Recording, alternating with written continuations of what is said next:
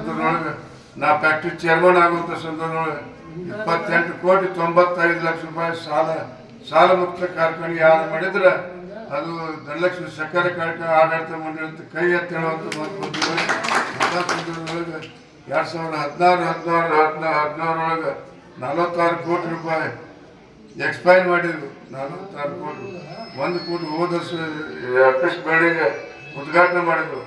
ಒಂದು ವೇಳೆ ಶೇರ್ದಾರ್ ತಿಳ್ಕೊಂಡ್ರೆ ನೀವು 5,000 ರೂಪಾಯಿ ಶೇರ್ ಮಾಡಿದ್ರಿ ಅಂಥದಕ್ಕೆ 5,000 ರೂಪಾಯಿ ಶೇರ್ ತೀರ್ಕೊಂಡು ಮಡತ್ರ ಆದ್ರೆ 5,000 ರೂಪಾಯಿ ಕೊಟ್ಟಿವಿ ಅವ್ರಿಗೆ. 74,34,000 ರೂಪಾಯಿ. ನಮ್ಮ ತಾಲೂಕಿನ ರೈತ ಆತ್ಮಹತ್ಯೆ ಮಾಡ್ಕೊಂಡ್ರೆ ಅವ್ರಿಗೆ 18 ಲಕ್ಷ ರೂಪಾಯಿ ಕೊಟ್ಟರು. ಅನೇಕ ಯೋಜನೆಗಳು ಕೊಟ್ಟಂಥ ಸಂದರ್ಭದೊಳಗೆ ಸಾಲ ಮುಕ್ತ ಕಾರ್ಖಾನೆ ಕರ್ನಾಟಕ ರಾಜ್ಯದೊಳಗೆ ಯಾವ ಶುಗರ್ ಫ್ಯಾಕ್ಟ್ರಿ ಸಾಲ ಮುಕ್ತ ಕಾರ್ಖಾನೆ ಆಗಿಲ್ಲ. ನಮ್ಮ ಧನಲಕ್ಷ್ಮಿ ಸಕ್ಕರೆ ಕಾರ್ಖಾನೆ ಒಂದು ಹೆಮ್ಮೆಯಿಂದ ಹೇಳುವಂಥ ವಿಷಯ.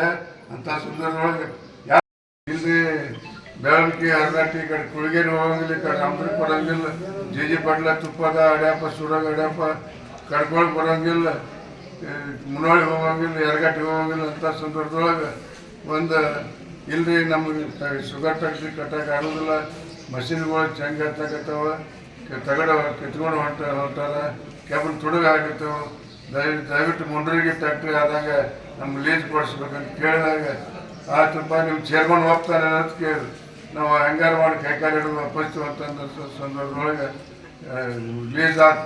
ಕ್ಯಾಬಿನೆಟ್ದಾಗ ಮುಖ್ಯಮಂತ್ರಿ ಒಂದು ಲೆಟ್ರ್ ಕೊಟ್ಟಿನಿ, ಮತ್ತು ಯಡಿಯೂರಪ್ಪ ಒಂದು ಲೆಟ್ರ್ ಕೊಟ್ಟಿನಿ, ಶುಗರ್ ಡೈರೆಕ್ಟರ್ ಒಂದು ಲೆಟ್ರ್ ಕೊಟ್ಟಿನಾಗ ಲೆಟ್ರ್ 15-20 ದಿನದಾಗ ಫಾರ್ವರ್ಡ್ ಆಗಿ ಕ್ಯಾಬಿನೆಟ್ದಾಗ ಪಾಸ್ ಆಯ್ತು. ಕ್ಯಾಬಿನೆಟ್ದಾಗ ಪಾಸ್ ಆದ್ರೆ ಇವ್ರು 2-3 ಮೀಟಿಂಗ್ ಮಾತು ಹಿಂಗೆ ಬರ್ತಿದ್ರು. ಮತ್ತು ಟಿಕೆಟ್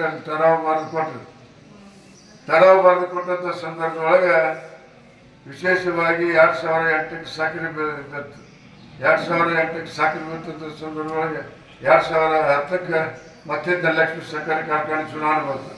ಆ ಧನಲಕ್ಷ್ಮಿ ಸಕ್ಕರೆ ಕಾರ್ಖಾನೆ ಟೀಮ್ ಮಾಡಿದ್ರೆ ನಮಗೆ ರಾಮದುರ್ಗ ತಾಲೂಕು, ಸವದತ್ತಿ ತಾಲೂಕು, ಬೈಲಹೊಂಗಲ ತಾಲೂಕು, ಮದಾಂಗಿ ತಾಲೂಕು,